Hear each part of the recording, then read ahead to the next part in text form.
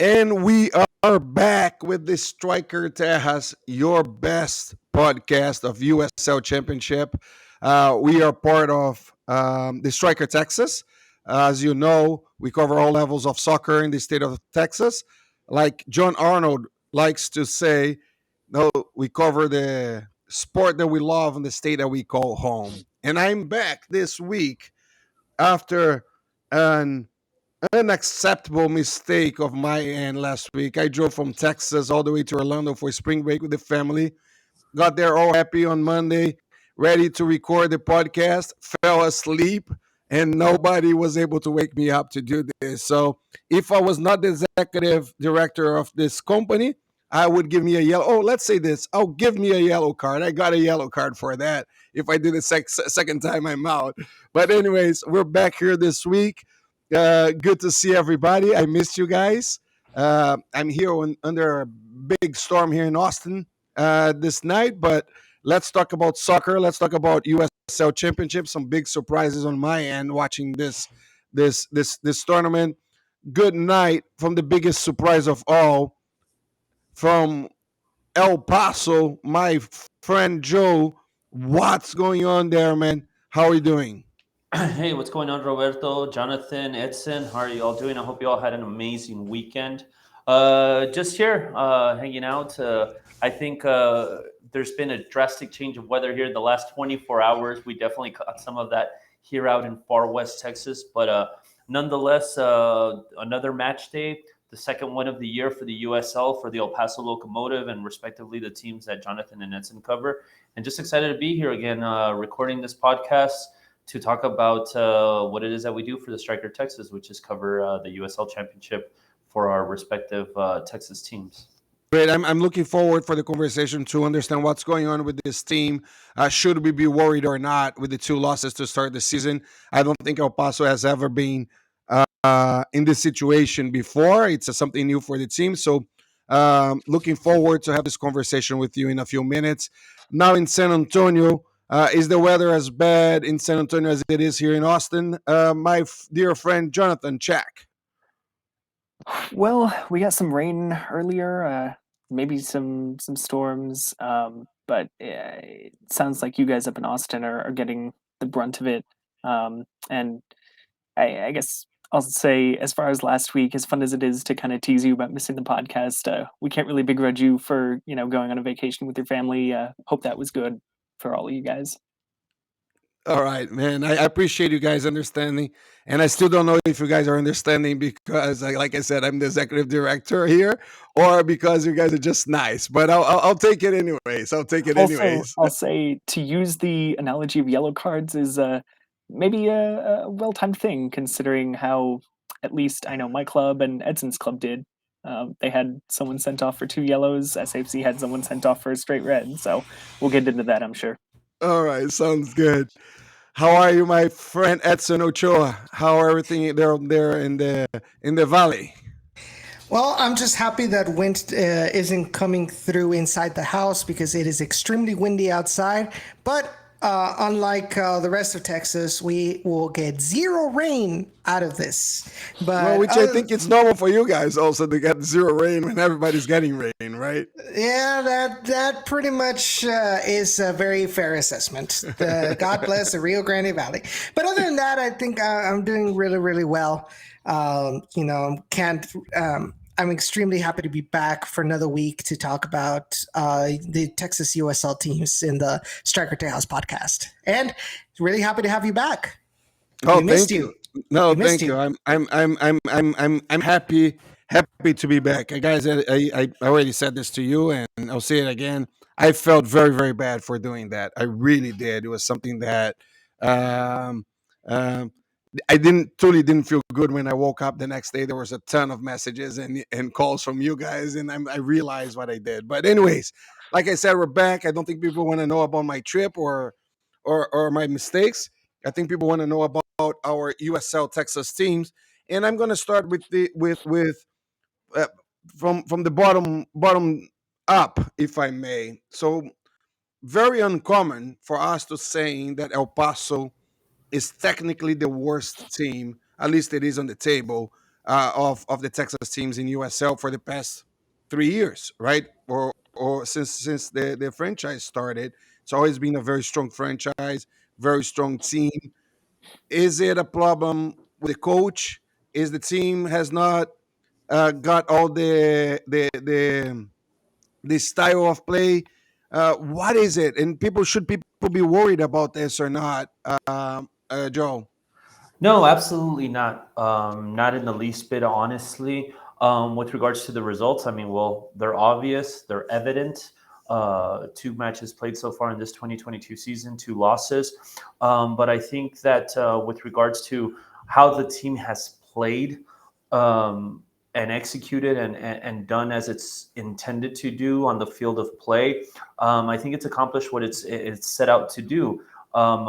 Frankly speaking, I mean, I think both of the games, um, it's dominated its opposition. I mentioned it casually in the takeaway piece that should be posting to the Striker Texas tomorrow. For with regards to my takeaways, one of the things I said was it's very obvious, to the even to the most casual soccer fan, just with the simple eye test. I think that El Paso, you could put this the just the basic simple eye test to their performance, and they've been better than their opposition. All the analytics, I mean, just are ridiculously heavy on what is known as what is on El Paso's side. So no, as far as from a performance standpoint and what they're doing, no, the difference in the game has been lapses in concentration that El Paso has paid the maximum price for. Two of the biggest mistakes, unfortunately, have been with their goalkeeper Evan Newton. But even yet, they've been mistakes where I think it's just he's getting adjusted to what this new head coach John Hutchinson is asking of him, to play the ball more with his feet, to play the ball more out from his line and move it forward. And that's where those mistakes have come. Once those mistakes are corrected, or there's more time at working what it is that is expected of them, I think they're just, it's going to become a thing of the past. And I think El Paso will roll. Do they have any problems creating offensive threats on goal? Absolutely not. And I think it'll be a matter of time before the results start going the other way. And when El Paso does get these positive results, I think they'll be in a very convincing and very thorough fashion. Cool. So I was going to ask you a question. I'll keep the same way, although it looks like that I already know part of the answer. I was going to ask you what was worse over this 2 weeks.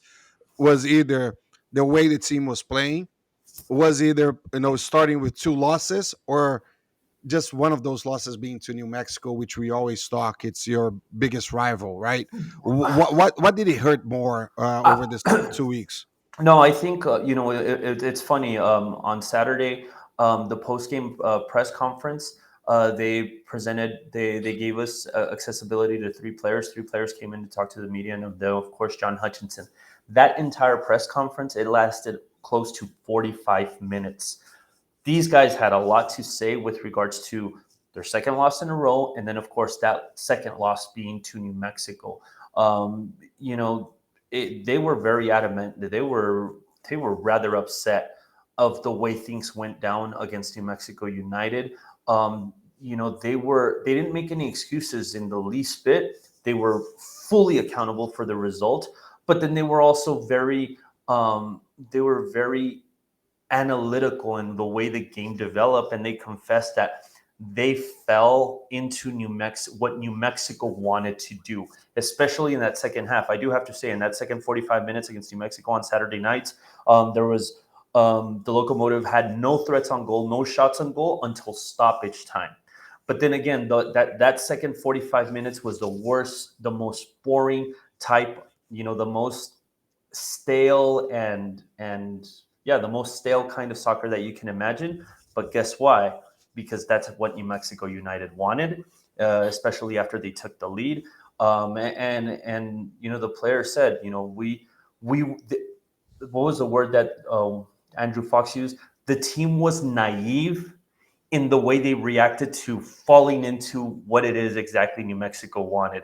Any little foul would turn into a 3-minute scrum and discussion. There was, 6, 7, 8, 9 players surrounding the ball, just breaking up the rhythm and not letting El Paso do what it does.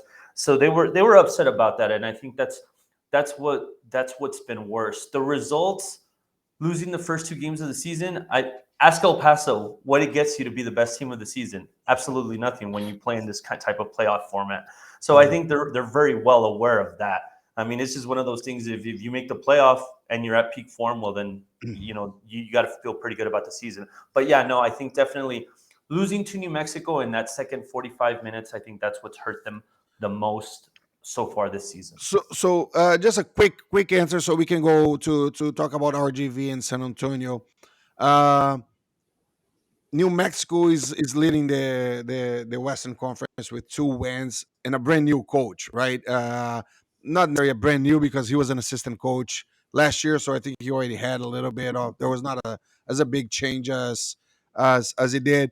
Did New Mexico look any good on that game? They did what they had to do. They executed. They didn't dirty up the game. I'm not saying they dirtied up the game as in they were dirty the way No, they I played it. understand that. I understand. But they That. just They played to win. They played to win they in made, spite of whatever. what's that? They played to win, and they stressed out, and like you said, slow down the game. Yeah, Created some they did what a soccer distress. team needs to do when they know that they're the inferior team, man Okay. for man, system to system, and they got the result. Kudos for them. And if their fans like that Okay. style of play, I mean, kudos to them. But I mean, at the end of the day, like I said, it just passes the eye test. Anyone could see so far, El Paso Locomotive has been the better team in the first 2 games that they've played. Yeah. Going down to the valley now, a little bit up on the table. Is this the same RGV totals from last year? Win a game, lose another one, and always there in the middle of the table. We never know if it's going to make the playoff or not. What is this team, Edson, after 2 weeks? That is a very good question. I honestly think that I think the Toros still have a lot of details that they need to fix.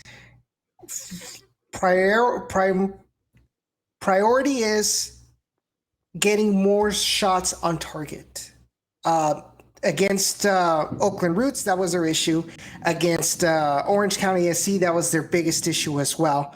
They had, in the first half, they had 5 shots, 0 of them were on target. Their only shot, just like against Oakland, their only shot on target against Orange County was that goal by Frank Lopez in the 86th minute.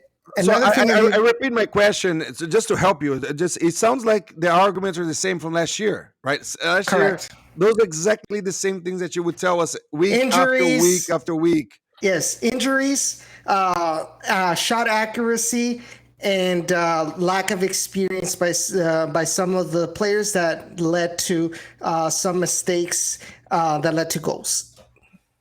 Yeah. So my question that I made before, is it the same team as last year with different players or different people? The same team, but with less experience. So are you a little bit more worried this year than you were last year? I'm actually more worried. I was more worried last year, I think, than this year. Because it's still early in the season. There's still a lot of key players that have yet to even make an appearance for this club. The obviously the roster is a little bit shallow because of all the injuries. So I think there's still a lot of more room to grow for RGV. That they're making these mistakes in the beginning of the season rather than the middle of the season. That's costing them go from first place to 6th place in a 6-team group. Yeah, and what an interesting thing that again, same, it goes positive and negative, right? RGV beat Oakland, who lost both of their games, so it's I don't know if if it's something that becomes a reference or not, because you had the chance to win that game, and then you go and you lose to Orange County, who's the current champion of USL, so kind of a normal loss playing away. But Orange County did lose their first game also this season, right? However, the Toros did look decent for the majority of the game. They controlled the game. They controlled possession. They limited, once again, Orange County's shots on Colin Miller's goal. Things started going dark after Emilio Icasa's second yellow, after Wahab Akwe has to be substituted for an injury. Then it's a whole different game, right? If you have a red card playing away against the champion, it becomes a very hard game. So, again, with all my travel, I didn't watch the games, and it's good because now you're telling me the same way that you would be telling or some of our listeners.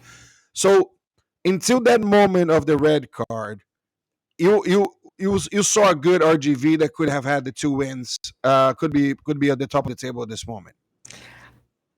I wouldn't say a win because, like I said, offensively there's still a lot of questions, but at least a draw. And they were about to get a draw at the last second, but decision-making mistakes to instead of wasting time by maintaining possession, taking the ball towards the corner to milk some time, they decided to milk time by falling to the ground with cramps, and that gave the referee the liberty to extend this already long 7 minutes of stoppage into 8.5, 9 minutes, which was enough for Shanugo Okoli to get the game-winning goal. All right, cool. So not as worried. Also, again, we shouldn't be worried anyways at this point, right? I think we talked a lot about this last year, that you can only really judge a team after the 5th or 6th round. That's when you're really able to do that. But I guess in despite of the results so far of those two teams, we should not be so concerned. On the other hand, do we have reasons to be happy with San Antonio FC beyond the 2 positive results that they got, Jonathan? Yeah, like you said, it never hurts to start the season with 2 wins, one of 4 teams in the West to do that. But at the same time, I've said that this SAFC team has certainly not been perfect. Christian Bonilla has had to make some really good saves in the first 2 matches. SAFC, has won these games by 1 goal apiece. And right now, especially at the start of this season, I talked about the carousel of defenders last year. Well, so far this year, it's in attack that SAFC is having all these injury problems. And we found out, you asked a couple weeks ago, is Kekuta Mane, the best signing? And we found out this week that he underwent a successful shoulder surgery and will be reevaluated in 12 weeks. And that's on top of Santiago Patino not being fit. So SAFC is a little thin at the moment. And yet at the same time, they're being efficient with their chances, I suppose you could say, and they're getting the job done. They're getting, at least 1 more goal than their opponents. That's kind of all you can ask for sometimes. Last year, we were very critical of Marcina sometimes in the season, right? There were some moments that we were critical on his decisions and how he was handling the team. How did the team look under his management this year? This 2 games again early in the season. Right. I mean, you said we can't evaluate a team truly until the first 5 matches, but at the same time, we can only evaluate. We can't just hedge our bets. We have to judge what we've seen, no matter how little. I think he's maybe gotten the team to evolve a little bit. It's maybe not quite the same style we saw last year with some small tweaks. I'm not exactly the best person to pick those apart. I'm far from a tactical genius or anything, but it's also just kind of a personnel thing. Some of the different players that SAFC's got. I don't know if I've mentioned it so far this season, but a lot of the attacking core had to be rotated out, with Nathan returning from his loan, Jose Gallegos moving overseas, and Marcus Epps moving to Phoenix. But it's Marcina, I think, is getting the most out of the players he's got so far, or at least getting a good amount out of them. And there's plenty of potential in these players, especially, like I was saying, with all those attacking injuries. Once they get back, you've got, you can rotate these players to give them some rest. You can give different dynamics with different guys coming on. So there's potential. SAFC just needs to be very careful that they don't get swept up and bogged down, I guess, in these injuries and maybe letting things get a bit stale if the same players are playing all the time. Very cool. We're gonna go talk about a little bit about the next few games. Uh, Wednesday we got two games of our Texas teams. Joe, tell me about El Paso. Obviously, they're playing. Excuse me. They're playing. They're hosting the Las Vegas Lights Wednesday night here at Southwest University Park, downtown El Paso. A Las Vegas Lights that lost its first game of the season, but came out victorious this past weekend. And obviously, I'm assuming they're feeling good about coming into facing El Paso team that's 0-2 right now. I know the general consensus after the game on Saturday for the El Paso Locomotive players that the media was able to speak with. They loved the idea that it was a quick turnaround to the match that is coming up on Wednesday after losing their first two games of the season. Everyone was very happy with that because once again, Less it's anxiety, right? Less it, anxiety it, to it get it gives them the maybe their opportunity first win. to get another chance. I think they feel it gives them another opportunity to get a quick chance at getting a little bit of redemption for two performances where they where they felt that the results should have been different, and they should have accumulated points off of those first two performances. But yeah, no, coming into the match, Las Vegas Lights. Obviously, we don't cover that team, but from our understanding, just based off of their lack of activity in the preseason, it's probably one of the teams that's projected, where a whole lot wasn't expected. And I say this respectfully to the Las Vegas Lights. So it's going to be interesting to see. I think, I think this El Paso Locomotive team is way too good to go 0-3. And I don't think, I think if they pull out a draw, and depending on how, if they were to have a draw, depending on how it happened, I don't think El Paso would be very happy with that result. I think they're looking to win, obviously at home. And I just, all those little things that have gone wrong these first two games, I don't think they're going to go wrong anymore. And I think it's going to show come Wednesday. Because you were asking me, Roberto, I was thinking about what you asked me about. What's been the worst thing so far? Losing the two games, losing to New Mexico, or what, and whatever the third option was. I'll tell you the worst thing that this team has done thus far this season. Their biggest sin so far this season is not being able to put away the chances that they've created within the first 10, Oh, 15, 20 but if minutes they're of the creating match. the chances, it's already a good start, right? I think it's a good start, right? But the fact that they failed is It's bad. almost comical. Yeah. There was a chance on goal, Roberto. Cristiano Francois had the ball rolling to him off of a weak cross. The goalkeeper was already done and out of the play. He was less than 5 feet away with an open goal. The ball's approaching him. He takes a right foot to it, and he misses the ball completely. Oh man, Juvenile that hurts. mistakes. That hurts. Juvenile mistakes that are ridiculous, and this team knows it. Both of the times, it sounds like if you're making excuses, but it's the reality of things. Both of these first two games, they could have very easily been winning 3-0 within the first 20 minutes of the game, and they failed. And that makes a whole difference on the rest of the game. Absolutely. You just talk about Francois making that big mistake, and I'll make the same question to the other two friends here. Who for you is the best player so far in this team, and who's the player to watch on Wednesday that you think that if I'm watching the game, don't know anything about it, man, take a look at this guy. It's looking good. For the Locomotive, I'll make it nice and quick. New player, right winger, Emmanuel Sanupe. Definitely, without a doubt, he has been very, very impressive. And his physical, he's physically fit, and his form, despite it only being the first two games of the season, he's ready to fire, and he can go the entire 90 minutes. Definitely keep your eye on that, Emmanuel Sanupe. Cool. Edson, Wednesday, the team stayed in California, played Orange County last weekend, playing Los Dos Los Angeles Galaxy does on Wednesday, right?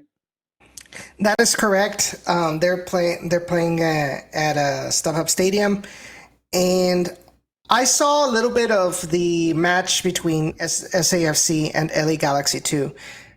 At moments, it seemed like LA Galaxy 2 was controlling the match. They were getting opportunities on goal. They were kind of putting SAFC on their back heels, even when they had the equalizer.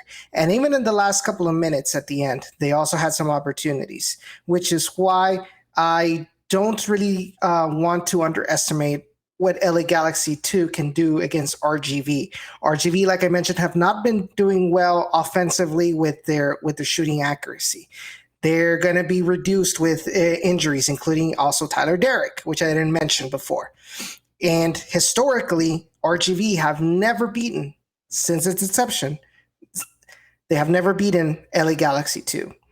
And so I think with all of these ingredients, I do think that It's a it will tough not be game. a It's gonna be a it's tough going game. to be very No, very tough. it's always hard to play LA Galaxy there when we were with the boat and even with the Aztecs back then. Every time that we went to LA to play them, it's always tough. It's unbelievable. It's crazy how they can be so strong with no fans on the stadium. They're used to that, right? But whatever. Mhm. Um, what is the best player so far this season, and what's the player to watch in this team at this point? I think for me, the best player for the season, I think has definitely been Juan Pablo Torres. I think he has made a very good distribution. He has had passing accuracy. The shots really haven't been that great from any one of us, and I think defensively it's been more of a collective effort rather than someone that has outshined the rest of the defensive lineup. So to me, it would definitely be Juan Pablo Torres. Now, the player to be on the lookout, I think for me, is going to be um, Jonathan Ricketts. I think he came in as a starter in this past game against Orange County SC, replacing Luka Milicevic, and he did a very decent job defensively with 3 tackles, 4 clearances, and 3 interceptions. He also had a decent performance in the minutes that he played against Oakland Roots SC. So I think he's going to be one of those players that we might be, on the lookout for in the rest of the season. Very, very, very, very cool. I'll let Jonathan present your next game. Also, you have double week game, but I'll let Jonathan present the first Copa Tejas game of the year. A huge shout out to my friend Steven, one of the founders of Copa Tejas and member of the Crocketeers. Which, by the way, Jonathan, I learned that my Crocketeers jersey is ready for pickup. I might want you to pick up for me on the tailgating this weekend, but not this weekend, right next on the watch party this weekend for the game. So tell me about the game on the weekend. Sure. First South Texas Derby of the season, but actually, I'm going to correct you. Copa Tejas has said because SAFC and the Toros played 3 times this year, the first one will not count. Oh, So okay, this I is did not know strictly that. a South Texas Derby.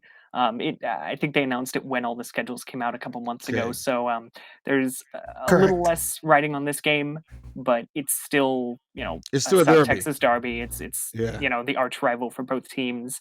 Um, and and the game is on Sunday yes, Sunday night, 6:30, I believe we saw Central Time. So Central Time in HEB Park in RGV. Is that it? yes, down in Yes. the valley. All right, cool. What to expect? What's the best player so far this season, Jonathan? And what's the player to watch Yeah, this next game? yeah. There are sort of 2 players I can think of that have been solid so far this season. I'm gonna lean toward David Loera being the one to watch, the best player so far. Um, Came on against Detroit City in the opener, came off the bench in the second half, and really provided a spark. And also just kind of at a time when maybe Detroit was going to be looking to push more and try and get the equalizer. having a tricky, attacking midfielder in SAFC's final third who also had fresh legs, really kind of kept them, on their toes, kept them from being able to comfortably commit too many men forward. And then he comes on, I should say he starts at LA this past weekend and gets the first goal, 10 minutes in with a absolutely brilliant chest and chip to get it over the goalkeeper. Actually nominated for goal of the week, if you guys haven't seen it yet. But even when he's not directly involved in goals, like I said, in that game against Detroit, he was just very good. He is almost kind of, I hate to say anyone is replacing Jose Gallegos, but he's, I think, kind of filling that same role of being a guy who, with the ball at his feet, is really dangerous. And if you're a defender, you're a bit scared of what he can do and how foolish he can make you look. All right, cool. So let's finish here with our game that we created this year. Edson is the only one that has scored so far. First week, we got 6 points out of the 9 points that we had with the Texas teams playing in the USL Championship. Last week, I was not here to make my bet, so but nobody got it right anyways. So I gotta buy to on our games. So 3 games this week, one derby, which I don't know if makes it easier or harder on us, but I'll go around the room here. I already know. I'll say my first, so it doesn't feel that I'm always listening to you guys and then making my decision. I'll go with 6 points this week. I think we have a winner on the derby, and then one of the Texas teams wins one of the other 2 games. So I'll take 6 points. Edson. I'm gonna go with 5. I'm gonna go with 5 points. All right. I really do think that El Paso is going to beat Las Vegas Lights, and it's going to be a draw in the South Texas Derby. All right. Just a reminder that those comments are extra. They don't count for our competition, but I like to hear that. I like the thought process of everybody. Wait, what about the RG? Hang on. What about the RGV game and the LA game? You didn't make a comment about that. Oh, don't put him on the spot. That's gonna be a draw. I said 5. I said you guys were gonna win. Sorry, I failed to use my one draw in the Derby, another draw at the. No. But then if it's a draw in the Derby, it's 2 points for Texas teams. So in that case, you gotta go 6. That's true. Okay, I thought you meant like in that game how many points is No, it's a total points that the Texas teams makes on the 3 games. So if you think that the LA is getting a tie or RGV is getting a tie there, then you should follow my lead and go with 6 points. But I'll let you make a decision what you want. I'm gonna go with 5. 5. All right, stays with 5. I like that. Joe. I like a total of. I'm gonna go with 7 points. Oh my God, a positive one here. RGV is gonna draw it RGV is gonna win against Los Dos. El Paso is gonna win. And they're gonna win by. This is the most important part of my prediction. El Paso wins on Wednesday by at least 2 goals. Again, and if you're saying that at 6, you can't get the 7, brother. No, you can't get the 7 because if it's I'm a tie on the other game, that RGV and the Toros are gonna tie. That's why. So it's 7 points. So that's a point to each of them, though. Yeah, then it's 8 points. You gotta go with. That would be an additional 2 points from that game. Oh, okay. Yes. You get it. Sorry, not 7. Yes. It's a tricky weekend. 3. Yes. Okay. Yes. So it's 3, 2. So you're going with 8 points then. 8 points. And then the RGV, the South Texas Derby, first edition. It's going to be a tie. It's a long week for the Toros. They'll come in if the game develops a certain way. after the week they've had, Man, especially I getting in like the how middle of the week. positive everybody is here on this group. But let's see now. So that's the But way we're going 8 points. Yes, sorry 8 about my points. All right, miscalculation. 8 points. No, Or we're eight good. We're points. good. We got to remember we got this derby which makes a little bit confusing. Jonathan, what's your prediction from San Antonio? So I think I've overestimated both of our first 2 weeks by at least a point or two. I'm going to be a little more conservative than Joe. I'm going to go with 6. And if we're going to go ahead and call the results, even though, it doesn't factor into the Tiebreaker, a tiebreaker. maybe. I'm going to agree that I think El Paso finally gets the win that, from what it sounds like, their performances have deserved. And then RGV draws in LA and comes back to the Valley and draws with SAFC this weekend. All right, that's a good prediction. I like that prediction also. All right, cool. We got a good thing going on here. I think this is going to be fun until the end of the season. If you're listening to here, send us a message. What is your prediction for this weekend, and let's have some fun doing this. Again, everybody, this is the Striker Tejas, your USL Championship podcast, part of the Striker Texas. Remember to subscribe, follow us on social media. We can only do this if you support local soccer like we do. So, everybody, any last words before we go? So The only thing I want to say is it's just a quick reminder to the fans that whenever you go to the stadium, especially when you're away, behave your very best. Regardless of whether you're from the region or you're a fan that lives away from the region, you're representing the club that you're rooting for in one way or another. You're representing their fan base. So you need to be on your very best behavior. And because we're out there to enjoy a soccer game, let's not ruin it for other people just because you decide to make some bad decisions at the stadium. very cool, very cool, and then that goes beyond soccer also, right? I think that goes to life overall. Uh, but we've been dealing with some difficult moments in society now, and soccer is a reflection of that. It's our moment of, that we put our emotions out there. So well said, my friend. Let's behave out there. Um, but everybody, stay safe. Keep watching. Remember, all the USL Championship games are on ESPN Plus every weekend. It's a well worth subscription as it is the Striker Texas. So stay tuned, and next week we'll be back here. Thank you. Support local soccer.